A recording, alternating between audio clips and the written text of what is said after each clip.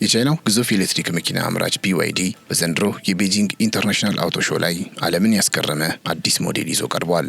ግሬት ታንግ ተብሎ የተሰየመው ይህ ተሽከርካሪ የኩባንያውን የቴክኖሎጂ የበላይነት በተግባር ያሳየ ሲሆን በተለይም በኤሌክትሪክ መኪና ዘርፍ የነበሩ ዋና ዋና እንቅፋቶችን ለመቅረፍ የሞከረ ሆኖ ተገኝቷል። ኩባንያው ገበያውን ለመቆጣጠር የያዘው ስልት በሁለት ዋና ዋና የቴክኖሎጂ ምሰሶች ላይ የተገነባ መሆኑን በኤግዚቢሽኑ ላይ በግልጽ አሳይቷል።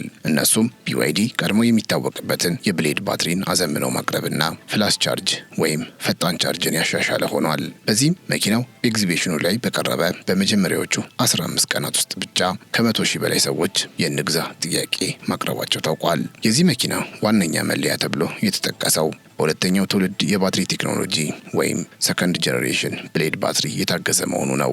ይህ ቴክኖሎጂ መኪናው በአንድ ሙሉ ቻርጅ እስከ 950 ኪሎ ሜትር ድረስ እንዲጓዝ የሚያስችለው ብቃት እንዲኖረው አድርጎታል። እንዲህ አይነቱ የጉዞ ርቀት ከዚህ ቀደም በኤሌክትሪክ መኪናዎች ላይ በብዛት የማይታይና የተጠቃሚዎችን የስጋት ምንጭ የነበረውን የጉዞ ርቀት ማጠር ችግር ሙሉ በሙሉ የሚፈታ እንደሆነ ተነግሯል።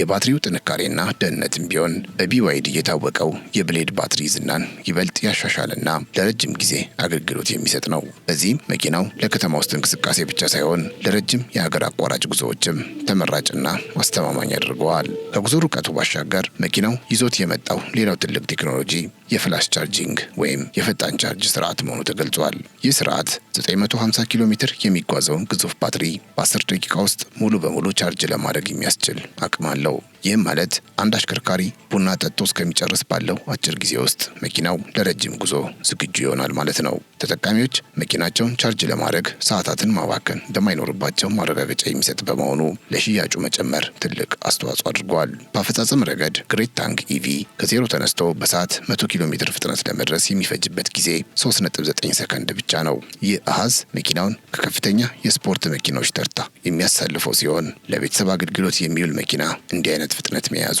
አስገራሚ አድርጎታል። የመኪናው የሞተር ጥንካሬና ከመሬት ጋር የመጣበቅ ብቃት ስላለው አሽከርካሪው በከፍተኛ ፍጥነትም ቢሆን የተረጋጋና አስተማማኝ ቁጥጥር እንዲኖረው ያስችለዋል። ይህ ፍጥነትና ጉልበት መኪናው በከተማም ሆነ በደጋማ ቦታዎች ላይ ያለምንም መቸገር እንዲጓዝ ትልቅ አቅም የሚፈጥርለት እንደሆነ ተነግሯል። የመኪናው ዲዛይንና አካላዊ ገጽታም ቢሆን ከቀድሞ የBYD ታንግ ሞዴሎች ጋር ሲነጻጸር እጅግ ሰፊና ዘመናዊ ሆኖ ተሰርቷል። መኪናው ሰፊ የውስጥ ክፍል ያለውና ለተሳፋሪዎች ከፍተኛ ምቾት የሚሰጡ በርካታ የቅንጦት ግብዓቶችን ያካተተ ተሽከርካሪ እንደሆነ ታይቷል። በውጫዊ ገጽታው ላይ የታዩት አዳዲስ የብርሃን መስመሮችና የኤሮዳይናሚክስ ቅርጾች መኪናው ዘመናዊና ማራኪ እንዲሆን ከማድረጋቸውም በላይ የነፋስ ግፊትን እንዲቋቋም ይረዱታል። የውስጥ ክፍሉ በከፍተኛ ጥራት በተሰሩ ቁሳቁሶች የተገነባ ሲሆን ዘመናዊ የመረጃና የመዝናኛ ስክሪኖች እንዲሁም የድምጽ ስርዓቶችን በስፋት ይዟል። መኪናው የተገነባው ሱፐር ኢ ፕላትፎርም በተባለ ዘመናዊ አሰራር ሲሆን 1000 ቮልት ኃይል ይጠቀማል። ይህም መኪናው ሳይሞቅ ከፍተኛ የኤሌክትሪክ ኃይል በፍጥነት እንዲቀበል፣ ሞተሩ በከፍተኛ ፍጥነት ሲጓዝ ሳይቆራረጥ ሙሉ ጉልበት እንዲያገኝ ይረዳዋል። የመኪናው የፈጣን ቻርጅ ብቃት እጅግ ከፍተኛ ሲሆን በ5 ደቂቃ ቻርጅ ብቻ 200 ኪሎ ሜትር መጓዝ ይችላል። ሌላው አስገራሚ ነገር እስከ ኔጌቲቭ 20 ዲግሪ በሚደርስ ቅዝቃዜ ውስጥ እንኳ በ3 ደቂቃ ውስጥ ቻርጅ ሆኖ ለጉዞ ዝግጁ መሆኑ ነው። ይህም በብርድ ወቅት የሚታየውን የባትሪ መዳከም ችግር የፈታና የቻርጅ መጨረስ ስጋትን የሚያስቀር ሆኗል። መኪናው 7 ሰዎችን በቅንጦት የሚያጓጉዝ ሲሆን አቀማመጡም በመጀመሪያውና በሁለተኛው ረድፍ 4 ተለይተው የሚስተካከሉ የካፕቴን ቸርስ መቀመጫዎች፣ በሶስተኛው ረድፍ ደግሞ ባለ 3 ሰዎች ቤንች አሉት። እያንዳንዱ ረድፍ የራሱ የሆነ የኃይል መሙያና አየር ማቀዝቀዣ ያለው ሲሆን ለቤተሰብና ለረጅም ጉዞ እጅግ ምቹ ተደርጎ ተሰርቷል። በመኪና ውስጥ በድምሩ 4 ዲጂታል ስክሪኖች ተገጥመዋል። ለሹፌሩ የመረጃ ሰሌዳ፣ በመሃል ትልቅ ተች ስክሪን፣ ለፊት ተሳፋሪ የተለየ ስክሪን እና ከኋላ ለሚቀመጡት ተሳፋሪዎች ከጣሪያው የሚታጠፍ ሲኒማ መሰል ስክሪን አሉት።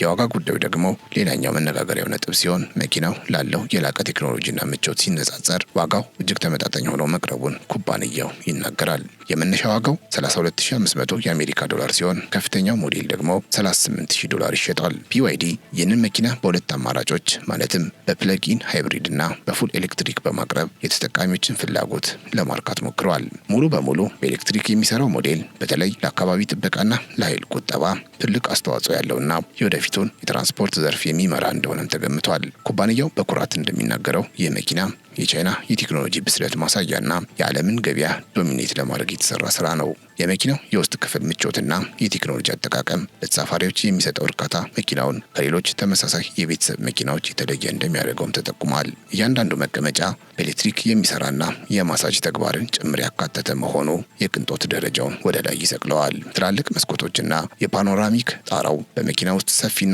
ብሩህ ድባብ እንዲኖር በማድረግ የረጅም ጉዞ ድካምን ይቀንሳሉ።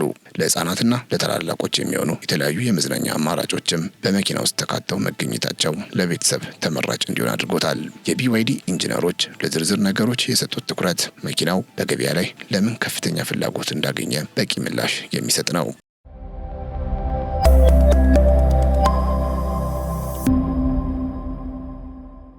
ይህ አዲሱ የቢዋይዲ ሞዴል በቤጂንግ አውቶ ሾው ላይ ሲቀርብ ትልቅ ትኩረት ካገኘባቸው ምክንያቶች ሌላው የቴክኖሎጂው ጥልቀት ነው። በዚህ መኪናው በከፍተኛ ፍጥነት በሚጓዝበት ወቅት የሚፈጥረውን ንዝረትና ድምፅ የሚቀንስ ኢንተለጀንት ዳሚንግ ሲስተም የተገጠመለት መሆኑ ተጠቅሷል።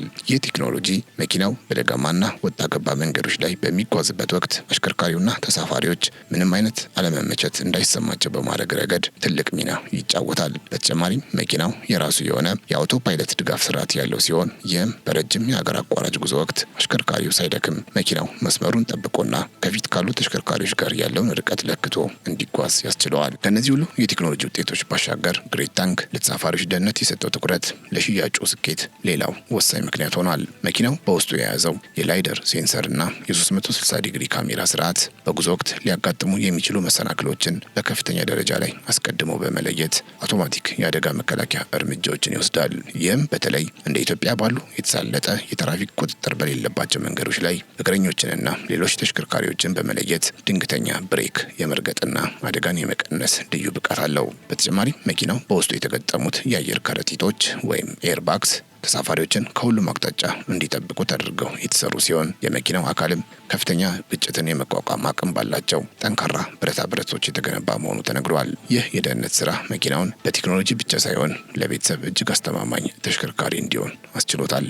ሌላው መኪናው የራሱ የሆነ ኤክስተርናል ፓወር ኤክስፖርት ወይም መኪናውን እንደ ትልቅ ኃይል ሰጪ ፓወር ባንክ የመጠቀም ብቃቱ ነው። ይህ ቴክኖሎጂ ተጠቃሚዎች ለሽርሽር ኤሌክትሪክ ወደሌለበት ቦታ በሚሄዱበት ወቅት የተለያዩ የኤሌክትሪክ እቃዎችን ከመኪናው ጋር አያይዘው እንዲጠቀሙ እድል ይሰጣል። ለምሳሌ ኤሌክትሪክ ምድጃዎችን፣ ላፕቶፖችን ወይም መብራቶችን ከመኪናው ባትሪ በሚገኝ ኃይል ለረጅም ሰዓታት ማሰራት ይችላሉ። ይህ ብቃት መኪናውን ከመጓጓዣነት ባለፈ ለተለያዩ የውጭ ተግባራትና ለድንገተኛ የኃይል እጥረት ጊዜያት እንደ አስተማማኝ የኃይል ምንጭ እንዲያገለግል በማስቻሉ ለየት ያለ የገበያ ተቀባይነት እንዲያገኝ አድርጎታል ተብሏል። ከዚህ ባሻገር መኪናው በውስጡ የያዛቸው ስክሪኖች ካላቸው የመዝናኛ አገልግሎት ባለፈ ከሞባይል ስልኮች ጋር ያላቸው ትስስር እጅግ የረቀቀ መሆኑ ተገልጿል። ተጠቃሚዎች ከመኪናቸው ርቀው በሚገኙበት ወቅት በስልካቸው አማካኝነት የመኪናውን የአየር ማቀዝቀዣ አስቀድመው ማዘዝ፣ የባትሪውን ደረጃ መቆጣጠርና መኪናው የት እንዳለ መከታተል ይችላሉ።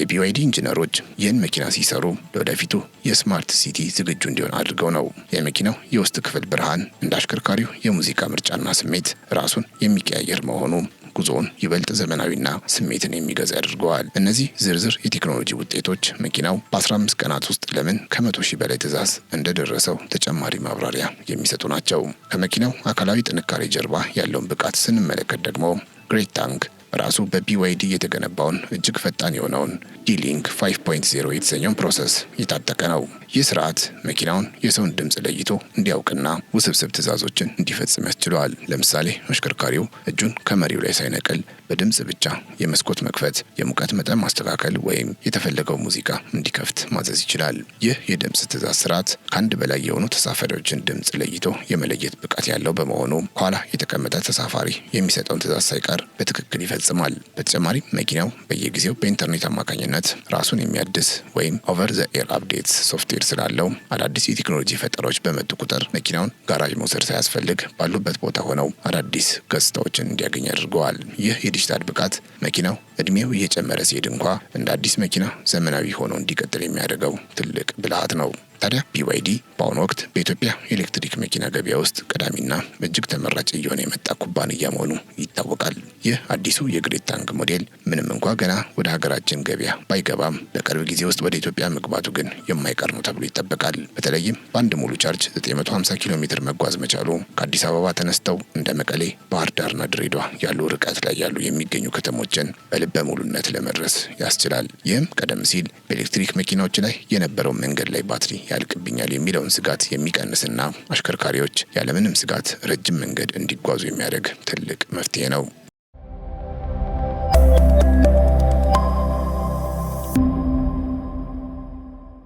ሌላው ለኢትዮጵያ ተጨባጭ ሁኔታ የሚስማማው ነጥብ የመኪናው የኃይል አሞላል ፍጥነትና የመንገድ ብቃቱ ነው። በሀገራችን አልፎ አልፎ የሚታየውን የኤሌክትሪክ መቆራረጥ ግምት ውስጥ በማስገባት መኪናው በ10 ደቂቃ ውስጥ ቻርጅ መደረጉ መብራት በሚመጣበት አጭር ጊዜ ውስጥ ኃይል ሞልቶ ለመጓዝ ትልቅ እድል ይሰጠዋል። መኪናው ሱፐር ኢ ፕላትፎርም በተባለ ጠንካራ መሰረት ላይ የተገነባ መሆኑና የሞተሩ ከፍተኛ ጉልበት እንደ ኢትዮጵያ ያሉ ወጣ ገባና ደጋማ መንገዶችን ያለምንም መቸገር ለመውጣት ያስችለዋል። በተጨማሪም BYD በኢትዮጵያ ሰፊ ተቀባይነት ያለው በመሆኑ የመለዋወጫ እቃዎችንና ጥገናን ለማግኘት ቀላል መሆኑ መኪናው ሲመጣ በቀላሉ ወደ ገበያው እንዲገባ ይረዳዋል። በጥቅሉ የBYD ግሬት ታንግ ኤሌክትሪክ መኪና በቤጂንግ አውቶ ሾው ላይ ያስመዘገበው ስኬት ኩባንያው በዓለም አቀፍ ደረጃ ያለውን የቴክኖሎጂ የበላይነትና የፈጠራ ጥልቀት በግልጽ ያሳየበት ነው። መኪናው በ950 ኪሎ ሜትር የጉዞ ርቀቱና በ10 ደቂቃ የፈጣን ቻርጅ ብቃቱ በኤሌክትሪክ መኪና ኢንዱስትሪ ውስጥ አዲስ መለኪያ ያስቀመጠ ሲሆን ይህም በተለይ ለኢትዮጵያ መሰል በማደግ ላይ ያሉና